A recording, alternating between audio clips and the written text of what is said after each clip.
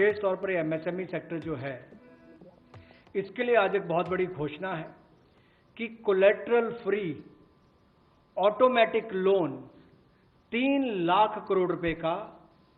मध्यम, सूक्ष्म, लघु, कुटीर और गृह उद्योग को मिलेगा। इसमें किसी को अपनी ओर से कोई गारंटी, कोई कोलेटरल देने की आवश्यकता नहीं है और इसका समय सीमा भी 4 वर्ष की होगी और पहले 12 महीने यानी कि पहला 1 वर्ष उनको प्रिंसिपल रीपेमेंट नहीं करना पड़ेगा, इनके मूलधन का चुकाना नहीं पड़ेगा, मूलधन को नहीं चुकाना पड़ेगा और 12 महीने की इस पर छूट रहेगी और 4 वर्ष के लिए उनको ऋण दिया जाएगा। तो 3 लाख करोड़ रुपए का ये ऋण, ये हमने बगैर किसी गारंटी, बगैर किसी कोलेटरल के भारत के मध्यम, सूक्ष्म, लघु उद्योग, कुटीर और गृह उद्योग के लिए मोदी सरकार ने करके दिया है। जो सूक्ष्म, लघु, मध्यम उद्योग या कुटीर या गृह उद्योग हैं, उनकी इन परिस्थितियों को देखकर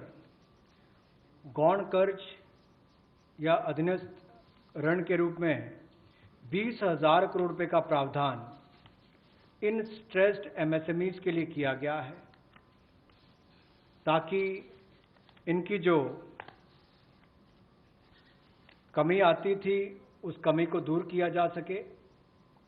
और इसमें भी लगभग 2 लाख से ज़्यादा मध्यम, लघु, सूक्ष्म, कुटीर उद्योग को लाभ मिलने वाला है और ये 20,000 करोड़ का गौण ऋण ये तनाव वाली एमएसएमईज को दिया जाएगा। जो मध्यम, लघु, सूक्ष्म उद्योग अच्छा कर रहे हैं, विस्तार करना चाहते हैं, आगे बढ़ना चाहते हैं, लेकिन उनके आकार को बढ़ाने की, क्षमता को बढ़ाने की सुविधाएं नहीं मिल पाती थी, तो उसके लिए फंड्स ऑफ फंड्स का प्रावधान किया गया है और इस फंड्स ऑफ फंड्स के माध्यम से 50,000 करोड़ की इक्विटी इन्फ्यूजन होगी, ये हम करने जा रहे हैं। इससे इन सभी अच्छा काम करने वाले मध्यम, लघु, सूक्ष्म उद्योगों को अपना आकार और क्षमता बढ़ाने का अवसर मिलेगा। और जो पहले क्राइटेरिया था कि मैन्युफैक्चरिंग यूनिट जो है वो 25 लाख से कम इन्वेस्टमेंट की होगी तो माइक्रो में आएगा और सर्विस एंटरप्राइजेज जो थी वो 10 लाख तक की अगर उसने इन्वेस्टमेंट की होगी तो माइक्रो में आएगा। अब इसमें एक बदलाव किया गया है कि निवेश की लिमिट को तो बढ़ाया ही गया है, साथ में कारोबार को भी जोड़ा गया कि आपने व्यवसाय या कारोबार कितना उस वर्ष में किया है। तो इसको इन्वेस्टमेंट को बढ़ाकर माइक्रो के लिए 25 लाख से बढ़ाकर 1 करोड़ तक की जो इन्वेस्टमेंट करेगा वो माइक्रो यूनिट कहलाएगा और ये मैन्युफैक्चरिंग और सर्विसेज दोनों के लिए एक ही क्राइटेरिया रहेगा। तो सर्विस सेक्टर को भी माइक्रो में आने का लाभ मिला है। तो 1 करोड़ से कम निवेश करने वाले को माइक्रो इंडस्ट्री में जो 5 करोड़ तक का व्यापार कारोबार करेगा उसको माइक्रो कहा जाएगा। स्मॉल वाले के लिए 10 करोड़ तक का निवेश और 50 करोड़ तक का कारोबार करने का प्रावधान और मीडियम जो है उसमें 20 करोड़ तक का निवेश और 100 करोड़ तक की टर्नओवर। तो आप कल्पना कीजिए कि कल तक जो शायद मीडियम वाले के लिए आता था वो आज आपके स्मॉल वाले के लिए भी उससे बेहतर ऑप्शंस आकर खड़ी हो गई। लोकल के लिए वोकल भी, लोकल को बल भी, लोकल से ग्लोबल भी। तो ये इसीलिए ग्लोबल टेंडर्स जो हैं ये 200 करोड़ तक से कम वाले जो हैं इसमें, यानी कि 200 करोड़ से कम वाले में ग्लोबल टेंडर्स नहीं होंगे। इसमें हमारे सूक्ष्म, लघु, मध्यम उद्योग को लाभ मिलेगा और कहीं ना कहीं आत्मनिर्भर भारत की जो हम बात करते हैं उस दिशा में कदम ये भी उठाया गया है। इसी तरह से एक बार फिर कुटीर, सूक्ष्म, लघु, मध्यम उद्योग के लिए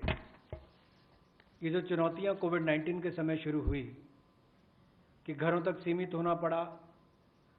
और आप कहीं जाकर सामान बेचने में दुविधा आती थी, तो ई मार्केट लिंकेज करने की बात की, क्योंकि ई कॉमर्स का आजकल ज़माना भी आया है, वो भी होगा। और इसके अलावा व्यापार मेलों में कैसे वो इन्वॉल्व हो सके, उनका शामिल होना हो, प्रदर्शनियों में उनकी पार्टिसिपेशन हो सके, इसके लिए कदम उठाए जाएंगे। और जो हमारे सार्वजनिक केंद्र उपक्रम है, उसमें जो अगर उनके कोई पेंडिंग पेमेंट्स है, सरकारी है या पीएसयूज में है, उनको भी अगले 45 दिनों में बल देकर वापस उनकी पेमेंट हो, ऐसा प्रयास किया जाएगा ताकि जल्द से जल्द उनकी पेमेंट हो, ताकि उनको राहत मिल सके। 1,70,000 करोड़ के प्रधानमंत्री गरीब कल्याण पैकेज में एक सुविधा दी गई थी कि ईपीएफ जो है, प्रोविडेंट फंड जो है, वो 12% जो कर्मचारी उसका भी और जो नौकरी देने वाला उसका भी 12% भारत सरकार देगी। और ये पहले 3 महीनों के लिए हमने किया था, जिसकी भुगतान कर भी दिया गया पहले 2 महीनों के लिए, और इसको अगले 3 महीने और बढ़ा दिया जाएगा। इसका प्रावधान भी जून, जुलाई और अगस्त के लिए कर दिया गया है।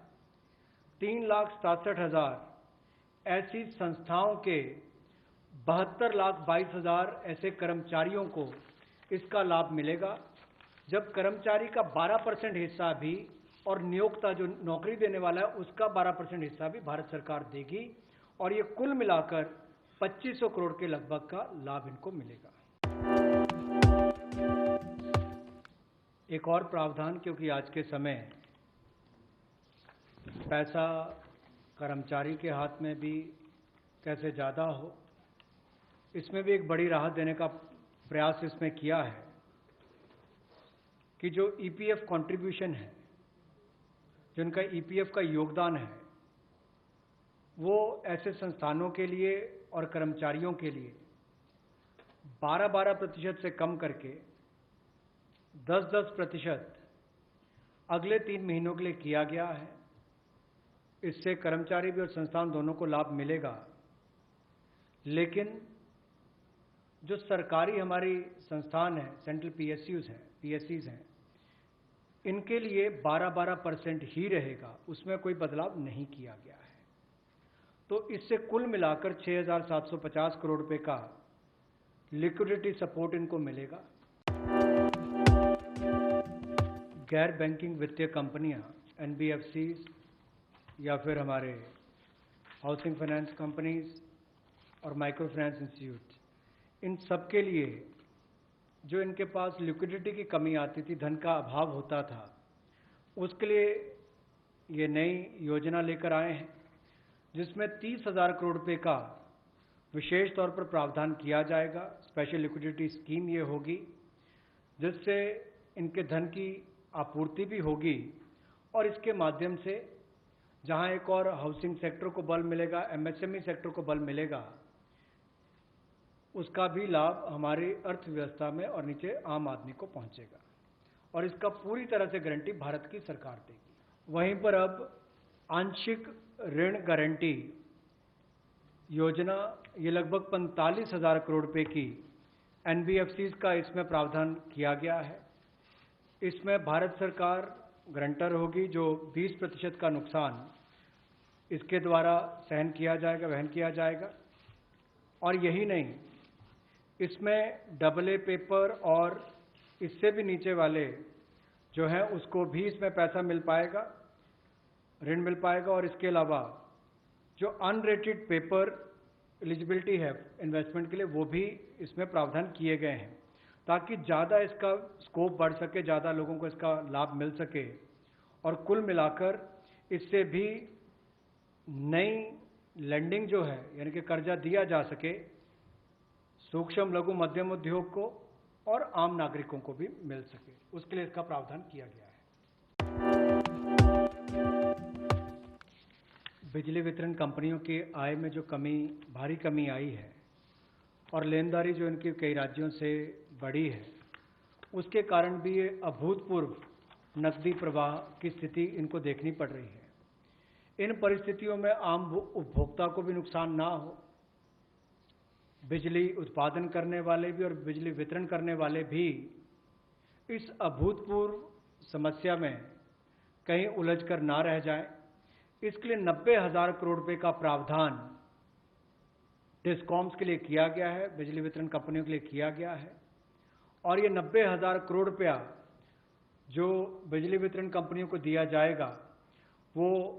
पावर फाइनेंस कॉरपोरेशन और रूरल इलेक्ट्रिफिकेशन कॉरपोरेशन के माध्यम से दिया जाएगा। ये है एबीपी न्यूज, आपको रखे आगे।